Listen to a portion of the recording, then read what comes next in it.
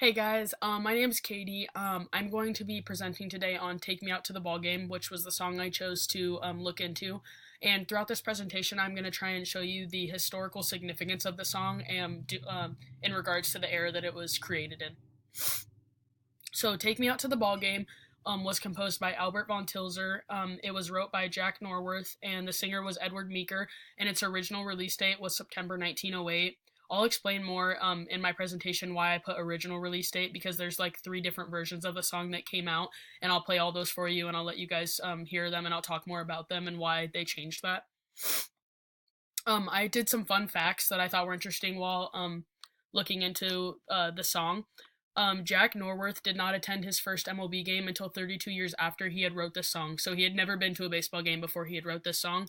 And Albert von Tilsner did not attend his first MLB game until 20 years after. And then another interesting fact I thought was cool was fans bought a 3 foot tall granite statue of Norworth that is 100 feet away from his actual headstone. So it just kind of shows you how important they were to the time that they lived in, and how looked highly upon they were. Also, neither Jack nor Albert kept their names that were given to them at birth. So Jack Norworth was actually John Godfrey Knopf, and Albert von Tilsner was actually Albert Gum. And Jack Norworth changed his for show business. He thought that it was just a better name if he wanted to go in and writing songs. And Albert von Tilsner actually adopted his mother's maiden name and then added Von because he thought it sounded more classy and sophisticated if he wanted to become a composer and professional, I guess.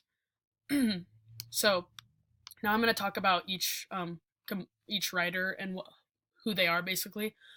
So Jack Norworth was born January 5th, 1879 in Philadelphia, Pennsylvania, and he died September 1st, 1959.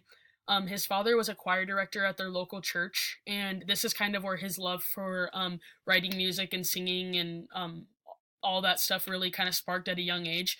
But unfortunately, with how religious his family was, it was very looked down upon in his family to have just a career in theater or going into showbiz, because his dad was also a builder, I believe. And so he kind of rebelled and started traveling, and so he traveled the seas for years until he landed in New York in 1908, and at the age of 20, that's when his show business career started, and that's also when he met Nora Bayes, which he then married in 1908, and she was also a famous actor at the time, and he was also a member of the Songwriters Hall of Fame.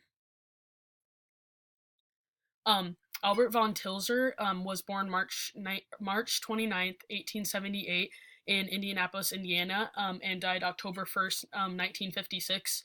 He worked for his brother Harry von Tilsner's publishing company, and this is where at a young age he sparked interest in the music industry and all of that stuff. And actually, a lot of his first songs that he wrote and sang and composed and all that stuff were actually published by his brother. Years later, when he started his own company, it was called York Publishing Company.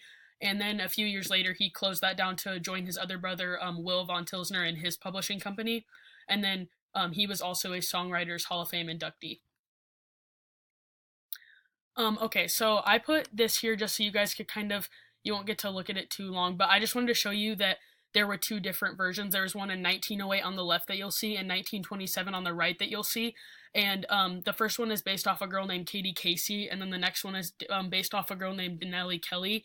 And basically it's just saying that, well, in the song, if you read the verses, because I had never heard the verse before, but it's basically saying that they didn't want to just be taken out on a date. They wanted to go out to the baseball field and they wanted to cheer and yell and be just like, basically they wanted to do just what a man could do, and they weren't just made to sit around and be arm candy for men. They wanted to go out and they wanted to watch baseball, and they wanted to be integrated with all of society equally as men. So that's basically why I put this in here.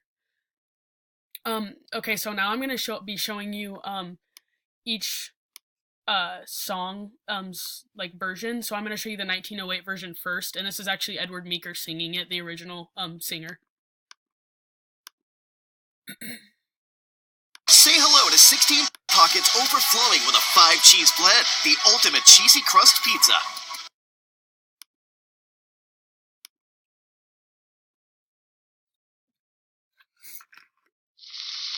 Take Me Out to the Ball Game, sung by Edward Meeker, Edison Record.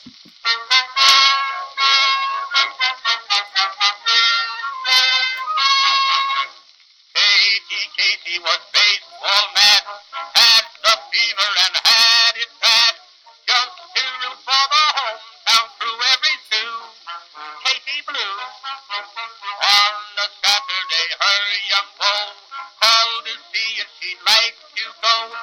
me a show, but Miss Kate said no. I'll tell you what you can do. Take me out to the ball game. Take me out with the crowd. Buy me some peanuts and cracker jack.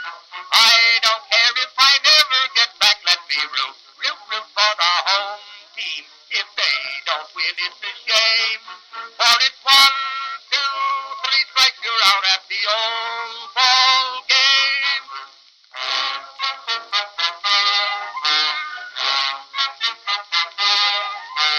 Katie Casey saw all the games, knew the players by their first names, told the umpire he was wrong all along, good and strong.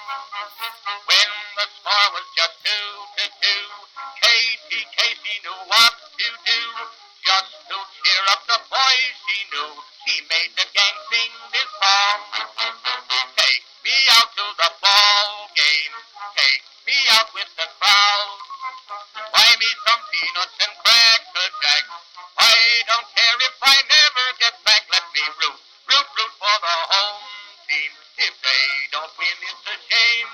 For it's 1, 2, 3 strikes, you're out at the old ball game. Alright, that was the first one, and now I'll be showing you the second one that was released in 1927. Kelly, the baseball games, knew the players, knew all their names. You could see how their everyday shout hooray when they played. Her boyfriend by the name of Joe said, "To Coney Isle, dear, we'll go." Then Nellie started to fret and pout, and to him I heard her shout, "Hey, take me out to the ball game. Take me out with the crowd. Buy me some peanuts and cracker jack. I don't care if I never get back. Let me root, root, root for the home team. If they don't win, it's a shame. 'Cause it's 1, 2, 3 strikes, you're out at the old ball game."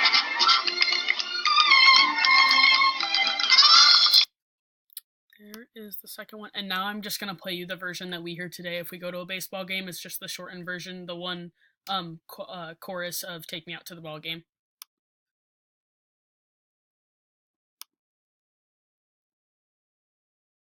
Where is it you wanna go? Check it. Oh, dude. What did your mom say? Where is it you wanna go?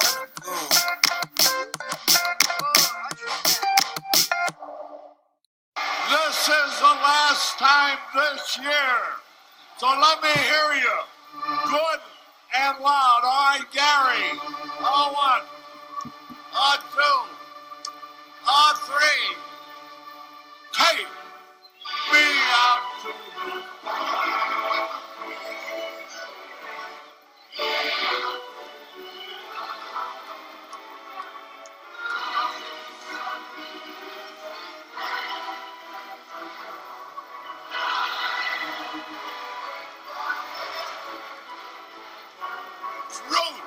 road for the love game.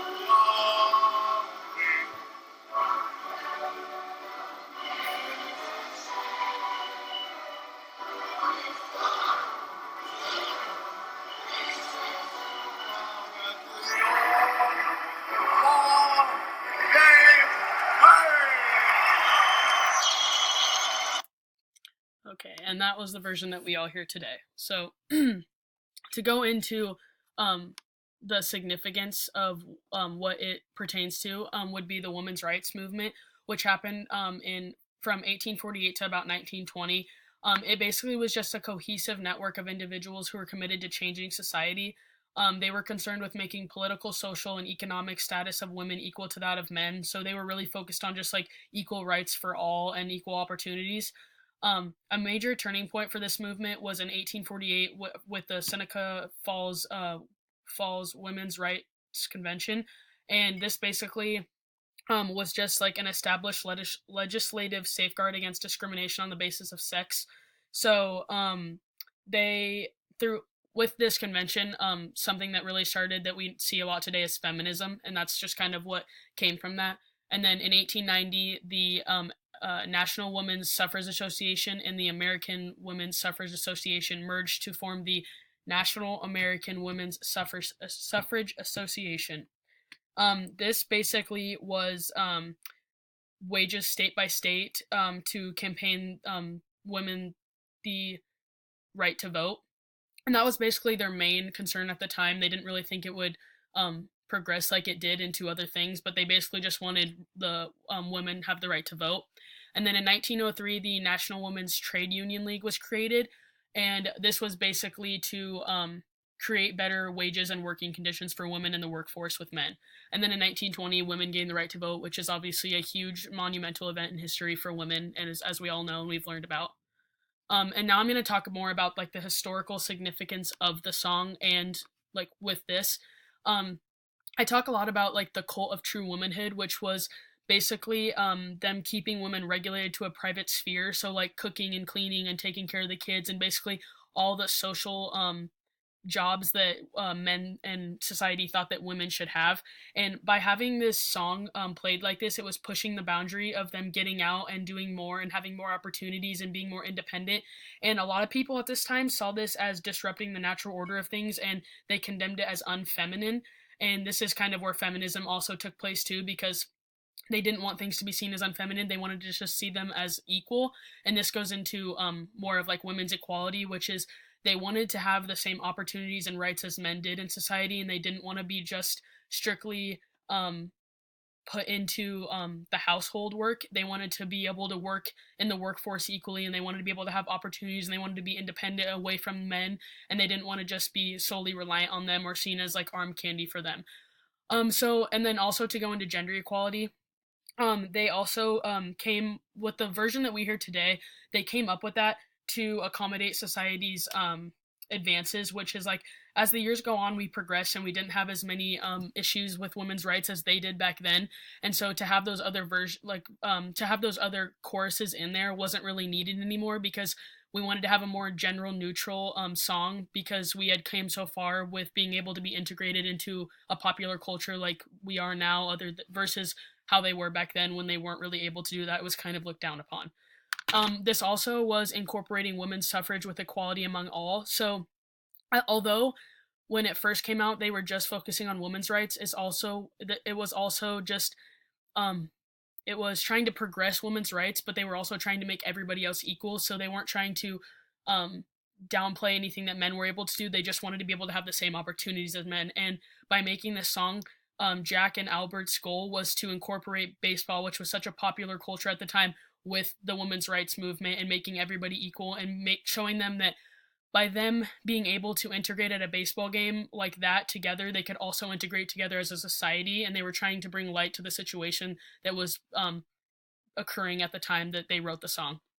Also, another thing was the progressive era, which is kind of where the new woman idea came from, and this was basically that women were able to be independent, and they didn't have to be solely reliant on men, and they could work and make a life for themselves, and they didn't need men, and they could go do whatever they wanted to, and that they could have more opportunity. So it was basically just like this new idea of like a new woman, which was like this independent woman who could make anything for herself. And this is where a lot of the protests started at this time, was to advocate for that.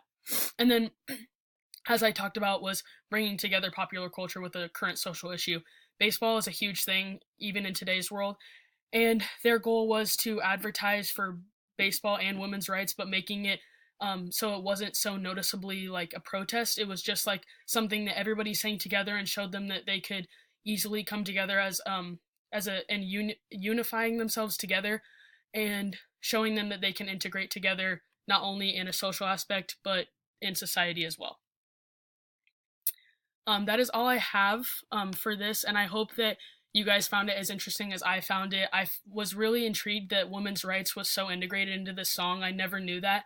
And so I hope you guys really enjoyed this. I did, and I hope you guys have a good day.